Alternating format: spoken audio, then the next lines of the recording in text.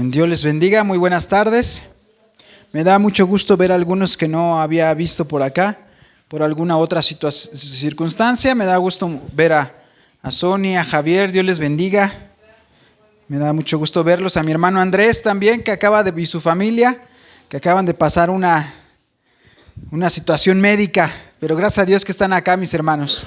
Y creo que casi, o la mitad por lo menos de los que están acá no escucharon el mensaje hace 8 días por cuestiones de salud.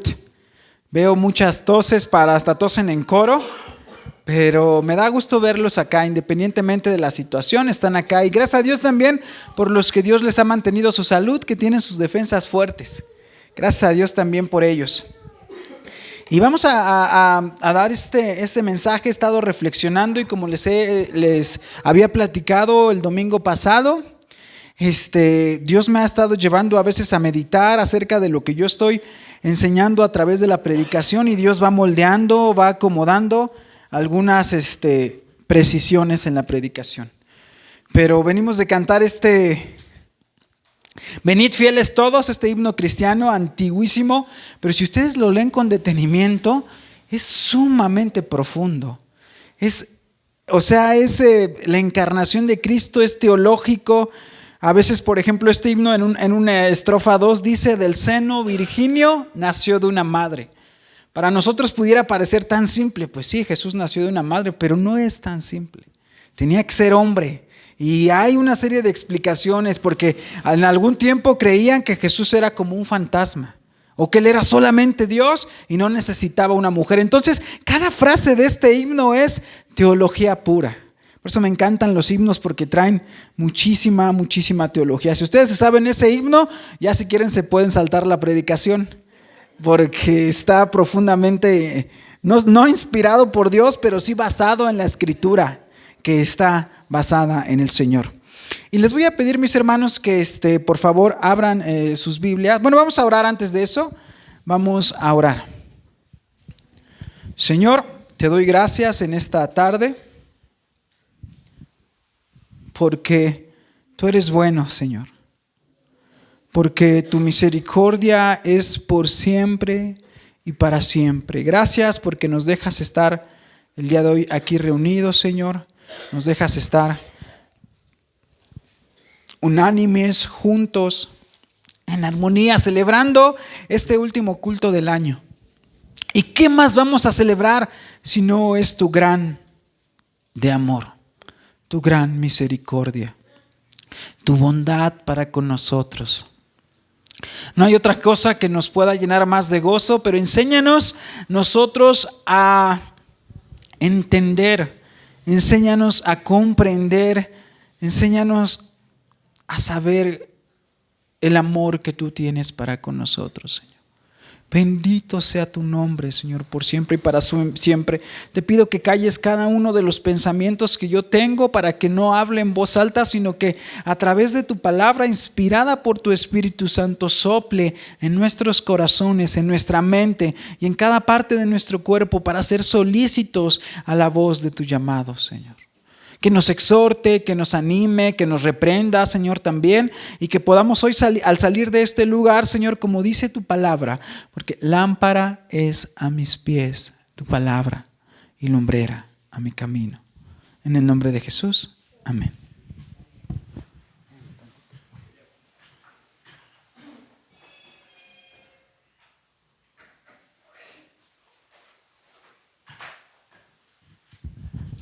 Les decía, mis hermanos, por ejemplo, hace 8 días estábamos hablando, y voy a repetir para los que ya escucharon quizás el mensaje, que creo que es menos de la mitad que está acá. Vamos a hablar acerca de la Navidad. Y a este mensaje yo le he titulado 3 cantos de Navidad. Y lo que voy a hacer es como poner 3 escenarios acerca de la Navidad, y cada escenario representado por un personaje. Vamos a ver el primer personaje. Quizás todos conozcan esta canción. Vamos a ver. Escucha.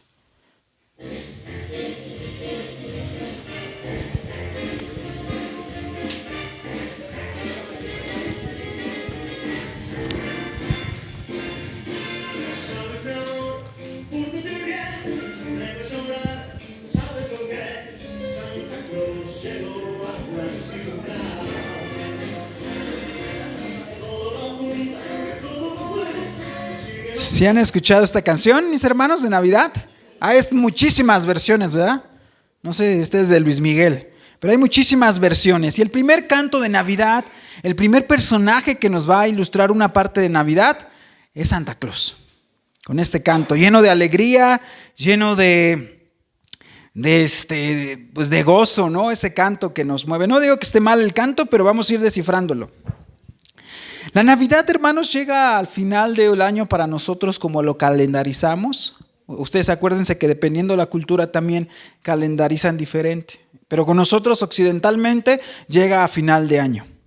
Pero llega como un momento de esperanza, como un momento de tranquilidad, de paz, de buenos deseos, porque venimos arrastrando de todos los meses anteriores, como ustedes saben, muchas penurias, ¿no? Entonces llega la Navidad e irrumpe en esta época del año. Pero imagínense ustedes, hermanos, yo lo comenté, que sufren un accidente, que van por la calle y de repente una motocicleta no se da cuenta y ¡pum!, choca contra ustedes, los atropella, salen volando y ustedes sienten un dolor terrible en la pierna. Entonces viene la ambulancia, se los lleva a urgencias, llegan al hospital y sí, claro, pásenlo. Entonces el doctor agarra y ve un poco de sangre, abre el pantalón y ve una herida. Él limpia la herida y manda a la enfermera que trae su botiquín. Ya llega la enfermera y de él saca un Sprite, lo aplica en la herida y después de eso saca una cinta, como un Durex, pero es una cinta brillante, así una color hermosa, suave al tacto, corta un pedazo, lo suficientemente grande para la herida y le tapa toda la herida. Dice el doctor, listo, he terminado, puede irse a casa. Doctor, pero ¿acaso no me va a sacar una placa de rayos X? ¿No me va a recetar nada para irme a casa? No, con eso es suficiente, dice el doctor. Entonces el paciente, al recibir el spray, dice, pues bueno, no siente más dolor, intenta pararse para irse y ¿qué creen? Que no puede, porque aunque no tiene dolor, pero hay un daño interno, hay un daño fuerte que está en su cuerpo. ¿Qué dirían ustedes acerca de esta situación? ¿Qué pensarían acerca del doctor, del diagnóstico y del tratamiento? ¿Qué pensarían acerca de ese doctor? Negligente. ¿Qué más? ¿Qué es del IMSS? Eso no lo dijeron, pero lo pensaron, ¿no? Está negando, ¿no? Pero en realidad esto, como usted dice, parece que sea ilógico, fuera de sentido común, una mala forma de diagnosticar y una mala forma de recetar. ¿Qué creen? Que de la misma manera que funciona esto que parece tan ilógico, así funciona el primer canto y el primer personaje de la Navidad, Santa Claus. Yo puse Santa Claus, pero podemos haberlo ilustrado con cualquiera otro de los muñecos de nieve, reno, cualquier cosa, ¿no? que está de moda en estos tiempos. ¿Por qué funciona así la Navidad? Porque la Navidad, hermanos, aunque en realidad es una época que tiene una raíz muy bonita y muy linda, llena de esperanza, la primera Navidad es un curita queriendo aliviar una fractura, un paracetamol que quiere sanar un cáncer. La gente inconscientemente piensa que con un mes, bueno, ni siquiera un mes, con unos días de abrazos, de palabras bonitas, de buena música, de comidas y de adornos, la enfermedad o lesión mortal que aqueja a todo ser humano va a desaparecer. Y la verdad, lo único que hace, como aquel spray y la cinta, es que quizás por un momento la olvidas. Pero las circunstancias no cambian. Yo les decía a mis hermanos, ¿cuántos de los que tuvieron cenas familiares o en sus trabajos los abrazaron su tío y su tía y ya en la noche están peleando por los terrenos? O van a hablar mal de ustedes el próximo mes. O ni siquiera van a levantar el teléfono para saber cómo están durante todo el año. Entonces, aunque en realidad sea una fiesta con bases buenas, es una fiesta que yo la llamo como de fantasía. Porque no es la falta de hermandad la que aqueja al ser humano, sino un virus mortal que no está en el ambiente ni en la atmósfera y no se quita con lo bonito de las Nochebuenas, sino la verdad que el virus que aqueja a toda la sociedad es uno, y ese virus es el pecado.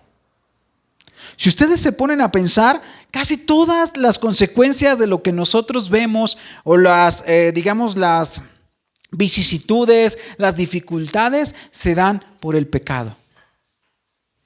Y el pecado viene del corazón. Dijo Jesús ahí en Mateo 15:19, pues del corazón salen los malos pensamientos, el asesinato, el adulterio, toda inmoralidad sexual, el robo, la mentira y el chisme. Eso es lo que contamina y lo que a nosotros nos va dando. Si ustedes se dan cuenta, aquí lo hemos analizado y lo hemos explicado, cómo acaso hay situaciones que ya escapan de nuestras manos. Por ejemplo, enfermedades que vienen y que nosotros no sabemos ni de dónde provienen, ¿no? Esas como las llamaríamos pruebas, pero hay otras que no son pruebas, sino son consecuencia del pecado. Cuando a nosotros nos roban, nos traicionan, nos mienten, vivimos en una sociedad tan violenta, no es culpa o una prueba de Dios, sino es consecuencia del pecado. Entonces, nosotros con una Navidad así no podemos enfrentar, o con unos días de buenos deseos no podemos enfrentar la raíz de ese problema. La primera Navidad en apariencia es el festejo más destellante, la fiesta más celebrada, llena de luces, de música, de comidas, de reuniones, de regalos de Santa Claus y de buenos propósitos. Parece que una fiesta hermosa, pero en realidad resulta ineficaz para aliviar el verdadero problema.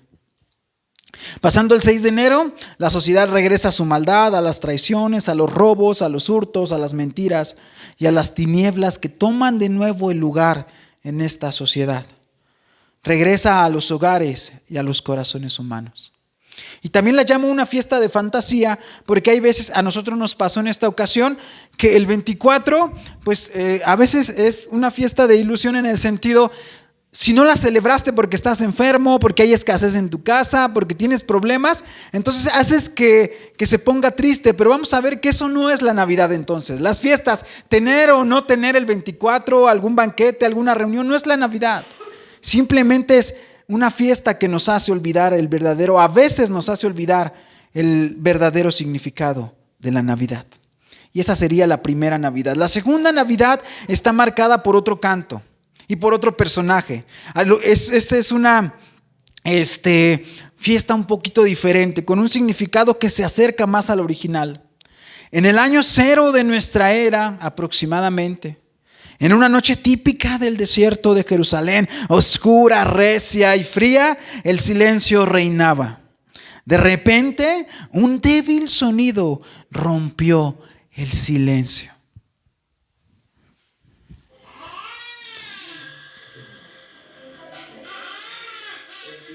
Este es el segundo canto de Navidad. En este acto, en este débil sonido, ante este eco, los poderes demoníacos y el infierno fueron sacudidos. Satanás se estremeció y se cubrió de temor. El niño de Belén, el prometido, en el principio el Mesías y el Salvador, había llegado. Ese débil sonido que casi no podía ser percibido en toda Jerusalén, sino en un pequeño pesebre, sacudió al mundo de las tinieblas. ¿Y saben por qué sacudió? Porque Satanás intentó derrocarlo. Fue cuando Herodes entonces manda a matar a todos los niños de allí. Herodes, influenciado por Satanás, manda para que canten. Este es el segundo canto de Navidad, quizás menos conocido, más allá del árbol. Es un canto que nos habla acerca de un niño y el personaje es el niño del pesebre. Algunos más avisados detrás del árbol, de Santa Claus, de los renos, de las vacaciones, de las series de luces, de las galletas de jengibre, de las piñatas o los muñecos de nieve, logran ver un hecho más importante y que da significado a la Navidad: el nacimiento de Jesucristo, la promesa cumplida, el nacimiento de la esperanza de paz y de reconciliación con Dios. Y se cumple algo. Por eso Jesús dijo a Juan el Bautista, ¿qué le dijo? Este es el profeta, no ha habido un hombre nacido de mujer como él. Porque él Todos los profetas del Antiguo Testamento, todos apuntaban hacia un hecho maravilloso, que era la venida de Jesucristo, y Juan el Bautista lo vio y lo anunció. Toda la Biblia habla acerca de Él. Cuando nosotros leemos, les decía también en una ocasión anterior, a veces nosotros caemos, los que enseñamos, caemos en el error o de desligar las historias bíblicas y tomarlas como moralejas o como simplemente fábulas. Por ejemplo, vemos el arca de Noé. El arca de Noé representa a Cristo, que provee la salvación para la destrucción. Aquel cordero que iba a sacrificar a Abraham, a su hijo que iba a sacrificar en el monte, apunta a Cristo. Aunque el Padre sí lo sacrificó a su hijo. Y cada una de las historias, y vemos a David derrotando a Goliat, y vemos a cada uno, el ángel de Jacob que luchó con el ángel por obtener bendición, y vemos a cada uno de los personajes no como historias desconectadas, sino como historias que apuntan a un solo personaje mayor que ellos, y ese es Jesucristo. La Biblia no es una serie de historias desconectadas, sino es una sola historia contada apuntando a Jesucristo. Y yo ruego a Dios para que cada que abramos nosotros la Biblia, la leamos de esa manera, buscando a Cristo en sus páginas. Cuando leemos que David escribe el Salmo 23, está hablando acerca de Cristo. El Salmo 91 está hablando acerca de Cristo. Y cada una de las cosas que está pasando en la Biblia nos habla acerca de Cristo. Y Cristo es el único remedio eficaz para las desgracias humanas y para la raíz de todos los males, que es el pecado. Dice Mateo 1:21, y dará a luz un hijo, y llamará su nombre Jesús, porque él salvará a su pueblo de sus pecados. El texto no dice, y él salvará a su pueblo de su pobreza económica. El texto no dice, salvará a su pueblo de la infelicidad, sino que el texto dice que él salvará a su pueblo de los pecados, de toda penuria del ser humano. Dice el pastor Tim Keller, el mundo no puede salvarse a sí mismo. Ese es el mensaje de la Navidad. Nuestra hermana Cecia nos compartió y nos dio una frase muy bonita hace 2 años. La Navidad no es acerca de los regalos que podemos dar, sino del regalo que nos fue dado. Dice el escritor C.S. Lewis, el Hijo de Dios se hizo hombre para que el hombre pudiera ser hecho Hijo de Dios. Este es el verdadero significado de la Navidad. Si ese niño que nació ahí en el pesebre de Belén nace en tu corazón, no importa que no hayas tenido cena, no importa que no hayas tenido reunión, no importa que después en enero las luces se apaguen, porque si se apagan las luces, Jesús es la luz de vida. No importa que los manjares cesen o no tengas ahora unas excelentes comidas porque el resto del año, porque Jesús es el pan de vida. No importa si la angustia llega a tu casa, porque la paz de Dios que sobrepasa todo entendimiento guardará vuestros corazones y vuestros pensamientos en Cristo Jesús. Filipenses 4:7. Ese es el verdadero significado de la Navidad. Y los que ya estuvieron hace 8 días, les voy a pedir que se abstengan o si no se acuerdan, pero les quiero pedir a los demás que no estuvieron hace 8 días, mis hermanos, si ustedes tuvieran que seleccionar alguno de los textos o de los versículos navideños, quiero que me ayuden con algunos. ¿Cuáles son los textos navideños que ustedes conocen, que les han dicho? Díganme algunos, hermanos. Mi hermano Oscar, allá atrás, mi hermano Andrés. ¿Algún texto navideño que ustedes se acuerdan? Los más navideños, digamos. El Verbo se hizo carne. Exacto, mi hermano. Príncipe de paz. ¿Algún otro texto navideño, Sony, que se acuerden? Me gusta mucho cuando dice, haya pues ese sentir que hubo en Cristo Jesús. Amén.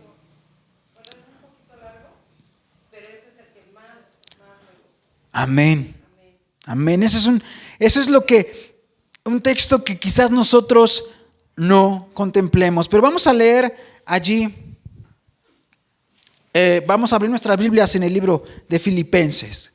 Como dijo mi hermano Andrés y mi hermana Sonia, a veces no contemplamos, pero la tercera Navidad que yo quiero compartirles tiene que ver no solamente con el niño del pesebre, sino con la naturaleza de ese niño. Es la realidad que esta Navidad es casi desconocida para muchos y no pueden distinguirla a simple vista. No podríamos hacerlo si no fuera a la luz de la Escritura.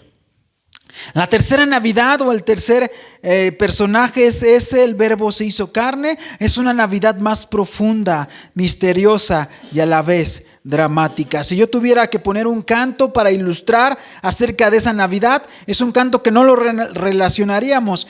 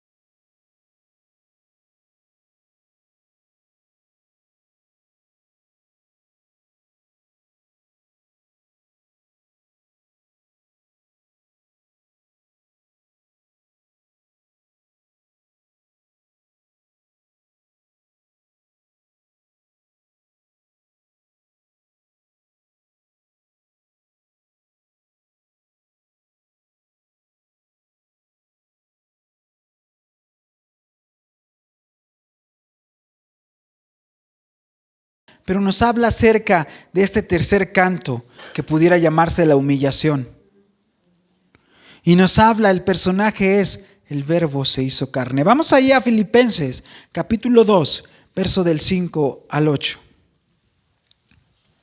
Y dice así la Escritura: haya pues en vosotros este sentir que hubo también en Cristo Jesús, el cual, siendo en forma de Dios, no estimó el ser igual a Dios como cosa a que aferrarse, sino que se despojó de sí mismo, tomando forma de siervo, hecho semejante a los hombres, y estando en la condición de hombre, se humilló a sí mismo, haciéndose obediente hasta la muerte y muerte de cruz.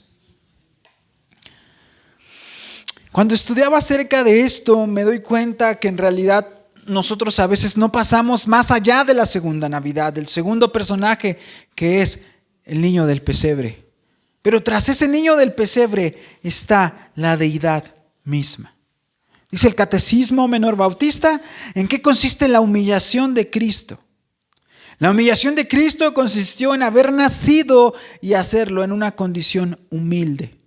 Estar bajo la ley, pasar por los sufrimientos de esta vida, por la ira de Dios y la muerte abominable de la cruz, en ser sepultado y continuar bajo el poder de la muerte por un tiempo. Haya pues en vosotros este sentir que hubo también en Cristo Jesús. Es decir, aquí el apóstol Pablo, ahí en el libro de Filipenses, nos está diciendo en el versículo 5, tengan la misma actitud que Cristo tuvo. Manténganse pensando como Cristo pensó, el cual, siendo en forma de Dios, dice también ahí el verso 6. Otras versiones lo traducen como, aunque Él era igual a Dios. La Nueva Biblia Viva, la Nueva Traducción Viviente dice, aunque era Dios. Jesús, siendo Dios, se humilló. ¿Por qué que Jesús se haya hecho como uno de nosotros, como un ser humano? Es una humillación. Dice ahí Juan 1, del 1 al 5, como dijo mi hermano. En el principio era el Verbo, y el Verbo era con Dios, y el Verbo era Dios. Este era en el principio con Dios. Todas las cosas por Él fueron hechas, y sin Él nada de lo que ha sido hecho fue hecho. En Él estaba la vida, y la vida era la luz de los hombres. La luz en las tinieblas resplandece, y las tinieblas no prevalecieron contra ella. Juan 1 al 15. Dice Hebreos 1:3. Él, hablando de Jesús, es el resplandor de la gloria de Dios, la fiel imagen de su ser y el que sostiene el universo con su poderosa palabra. Entonces, cuando nosotros pensamos en esto, mis hermanos, no hay una forma más elevada de un ser que Dios. Nosotros podemos hablar de una jerarquía y podemos decir que, por ejemplo, están los animales o la creación inanimada, las montañas, el sol, y después de ellos vienen los animales, el hombre, los ángeles, los arcángeles, los querubines, los serafines y Dios. En el pináculo de la existencia, en lo más elevado, en lo más sublime, allí habitaba Cristo. Allí estaba Cristo. Esto es un gran, gran misterio y quiero que pensemos en ello, mis hermanos. Yo sé que nuestra mente no puede comprender que el Hijo, que Cristo, que es Dios, en la eternidad pasada, antes de la creación, Él vivía feliz en su reino. A veces cuando una persona, y lo digo con todo respeto, cuando una persona fallece y parte, dicen, es que Dios ya lo necesitaba. No es cierto. Dios no necesita a nadie. Por muy bueno que haya sido aquí la persona, Dios no necesita a ninguna. Él antes de la creación ya era autosuficiente. Él ya era feliz en su reino celestial. Disfrutaba de alabanza, de gloria y estaba cubierto de gozo. Él, el que está en la cima de la creación. Y yo les he hecho la pregunta y se las volví a hacer hace 8 días. Que aunque el hombre fue hecho a imagen y semejanza de Dios, si pudiéramos nosotros comparar, ¿qué es más cercano a Dios? ¿Qué se parece más a Dios? ¿Un gusano, el hombre o un ángel? ¿Qué está más cercano a Dios? Un ángel, dice. El hombre, dicen algunos. No hay comparación, hermanos. Hay un abismo profundo entre el Creador y su creación. No podemos comparar ni siquiera a un ángel o a un querubín con lo que es Dios. Ese Dios se despojó de sus ropas gloriosas y se cubrió con los harapos de nuestra fragilidad humana. El autosuficiente se sometió voluntariamente, no es un plan B, sino que Él se sometió voluntariamente a necesidades humanas. Si ustedes registran los evangelios, Jesús tuvo hambre, tuvo sed, cansancio, pena y temor. Él lloró como cualquiera de nosotros. La deidad pura es terrible de contemplar porque dice el Antiguo Testamento que nadie puede mirar a Dios y vivir. Pero al vestirse Cristo con nuestra carne, hizo la naturaleza divina más agradable y la hizo posible para nosotros. Dice el verso 6 ahí de Filipenses capítulo 2. No estimó el ser igual a Dios como cosa que aferrarse. 7, sino que se despojó a sí mismo, tomando forma de siervo, hecho semejante a los hombres. Y estando en condición de hombre, se humilló a sí mismo, haciéndose obediente hasta la muerte, y muerte de cruz. ¿De dónde vino Cristo? Vino del cielo. Y del lugar, no solamente vino del cielo, de ahí de una orillita, sino vino de la parte VIP, de lo más exclusivo del cielo, del seno de Padre, aquel lugar lleno de dulzura, de gloria, de alabanza. El soberano, el verbo, el rey de reyes, el creador, el sustentador, el alfa y el omega, el buen pastor, el príncipe de los pastores, la luz del mundo, reservó y se privó de su derecho divino de las glorias celestiales. Se privó de una posición de privilegio. Esto es un gran misterio, que aunque podamos entenderlo con nuestra mente finita, escapa a su dimensión. Dice ahí, primera carta de Timoteo 3:16. E indiscutiblemente grande es el misterio de la piedad. Dios fue manifestado en carne, justificado en espíritu, visto de ángeles, predicado a los gentiles, creído en el mundo y recibido arriba en gloria. ¿Qué impulsó a Dios a descender en la tierra? ¿Qué le impulsó? ¿Acaso fueron nuestras credenciales, mis hermanos? ¿Acaso fue? Gracias. nuestras buenas obras. Cuando nosotros contemplamos ese Dios del cielo, tan puro y tan santo, dice la Escritura ahí en el libro de Isaías, que nuestras mejores obras son como toallas femeninas usadas. Y esa es la palabra ahí que usa.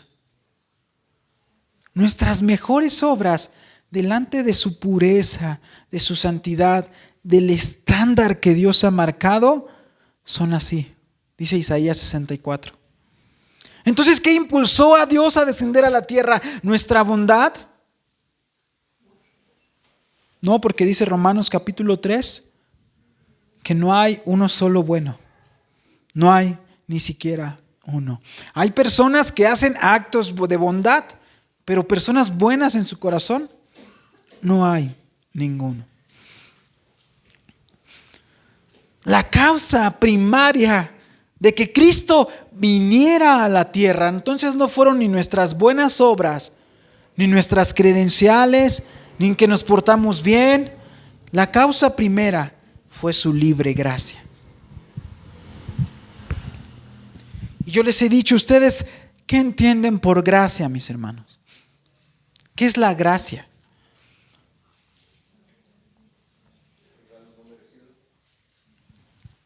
Exacto, se acerca mucho a la definición. Un regalo no merecido. Pero ¿qué creen? Si vamos un poquito más adelante, no solamente es un regalo no merecido, es un regalo desmerecido. ¿No? Porque una persona que no merece algo, tú puedes ser neutral y no merece nada, pero nosotros merecíamos lo contrario. Entonces la gracia es un regalo desmerecido. ¿Qué merecíamos nosotros, mis hermanos? Dice la palabra de Dios ahí, y tenemos un canto que habla acerca de ello, Cristo así me salvó, un himno. Inspirado en Tito, capítulo 3, verso del 3 al 7, dice así: en otro tiempo también nosotros éramos insensatos y desobedientes. Con facilidad nos descarriábamos y vivíamos esclavos de los placeres y de los deseos pecaminosos. Estábamos llenos de rencor y envidia, odiábamos a los demás y ellos nos odiaban a nosotros. Pero cuando la bondad y el amor de Dios, nuestro Salvador, se manifestaron, Él nos salvó. Y lo hizo no porque fuéramos tan buenos que lo mereciéramos, sino porque en su misericordia Dios nos lavó los pecados. Y no solo eso, sino que además nos dio una nueva vida por medio del Espíritu Santo, que vertió abundantemente en nosotros gracias a la obra de Jesucristo, nuestro Salvador. Lo hizo a fin de poder declararnos justos ante Dios por su gracia y para que fuéramos herederos de la vida eterna, la cual con ansias esperamos alcanzar. Eso es el amor de Dios. Dice Thomas Watson una frase hermosa: Dios mismo, aunque todopoderoso, resultó vencido por el amor.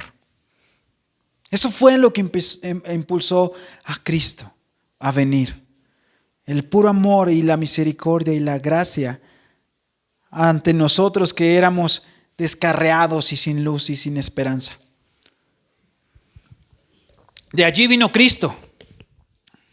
Y como vimos, ahora ¿a quiénes vino Cristo?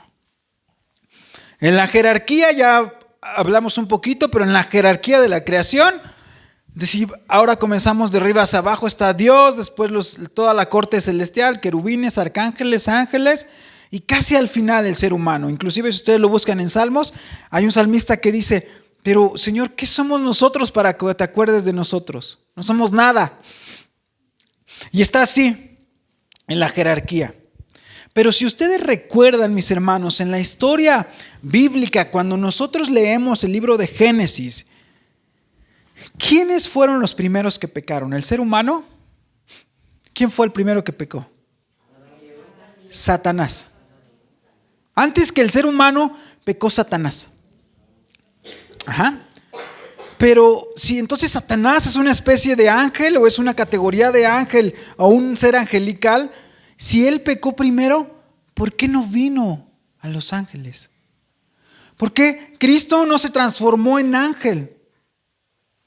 Qué gran misterio. porque Él no se hizo como uno de ellos. Dice el segunda carta de Pedro 2:4, dice: Dios no perdonó a los ángeles que pecaron, sino que los arrojó al infierno y los dejó encadenados en prisiones de oscuridad hasta el día del juicio. Hermanos, los ángeles son seres superiores a nosotros. Son de un origen más noble, son criaturas mucho más inteligentes, más hábiles, más capaces para el servicio. Pero el amor de Cristo se manifestó en que no vino a los ángeles, sino vino al ser humano. ¡Qué misterio! Cristo no se hizo ángel para traer salvación a los ángeles, se hizo carne para traer redención a los hombres. No vino a los ángeles. ¿Acaso vino a aquellos seres ilustres y sabios y destacados y dejó solamente la salvación en manos de aquellos que tuvieran títulos nobiliarios? ¿Aquellos que tuvieran títulos de nobleza? ¿A ellos vino Cristo? ¿Qué nos dice primera carta de Corintios 1:28? Dios escogió lo vil y del mundo menospreciado para deshacer lo que no es. ¿Acaso vino a aquellos que son justos? Dice Lucas 5:32, no he venido a llamar a justos, sino a pecadores, al arrepentimiento. ¿Vino acaso a los sanos? Aquellos, no, dice la palabra de Dios en Marcos 2:17. Al oír esto Jesús les dijo: los sanos no tienen necesidad de médico, sino los enfermos. ¿Vino acaso a aquellos puros y santos? No, sino que vino a los pecadores. No he venido a llamar a justos, sino a pecadores. Dice Marcos 2:17 también. Entonces, ¿vino acaso a sus amigos? No, vino a sus enemigos. Por eso les digo que la gracia va más allá de un regalo no merecido. ¿Por qué? Porque ese hombre, aquel al que quiere dar salvación, el hombre había desfigurado la imagen de Dios. Había abusado del amor de su creador. El hombre se había revelado la única de las únicas criaturas que se había rebelado contra Dios, se convirtió en su enemigo. Dice Romanos 5:10, porque si siendo enemigos fuimos reconciliados con Dios por la muerte de su Hijo, mucho más estando reconciliados seremos salvos por su vida. ¿De qué manera vino Cristo? No lo hizo con la majestad de un monarca, con bombo, con platillos. No hizo una campaña. No vino acompañado de un regimiento de caballería real. No vino como el heredero del cielo, sino como alguien de un linaje inferior. El lugar donde nació era pobre. No fue la ciudad o el palacio real de Jerusalén, sino un pesebre en un pequeño pueblo de Belén. Un pueblo humilde e ignorado.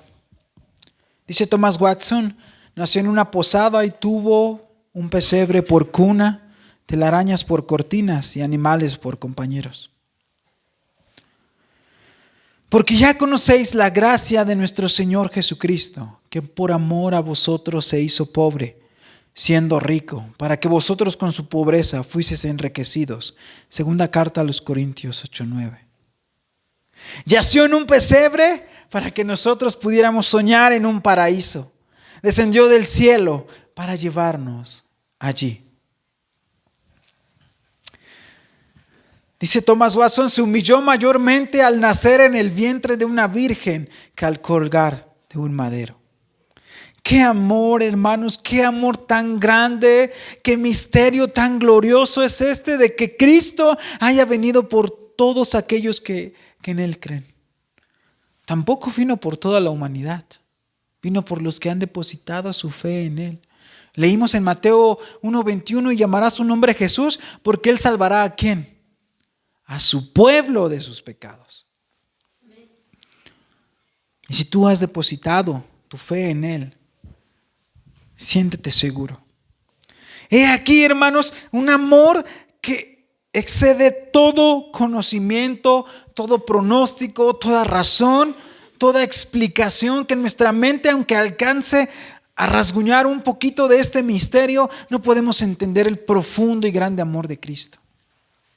Y por eso, mis hermanos, No nos queda otra cosa más que entregar nuestra vida, nuestro amor a aquel que descendió de lo más sublime y se hizo hombre.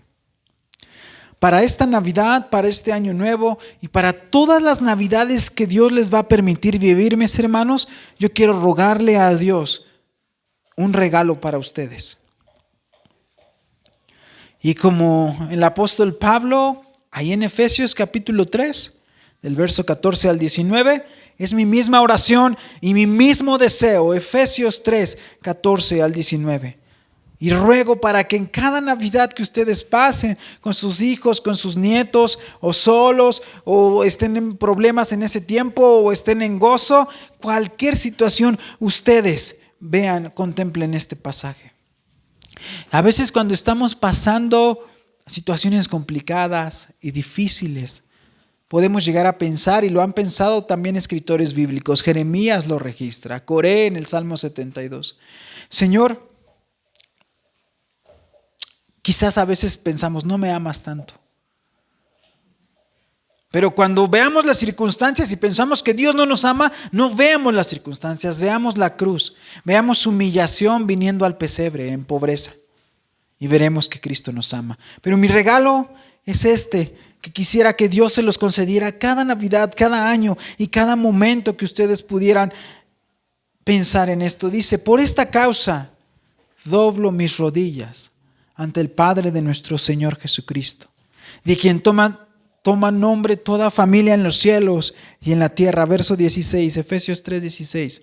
Para que os dé conforme a las riquezas de su gloria, es ser fortalecidos con poder en el hombre interior, por su Espíritu, para que habite Cristo por la fe en vuestros corazones, a fin de que arraigados y cimentados en amor, este es mi deseo, seáis plenamente capaces de comprender con todos los santos cuál sea la anchura, la longitud, la profundidad y la altura, y de conocer el amor de Cristo que excede a todo conocimiento, para que seáis llenos de toda plenitud en Dios.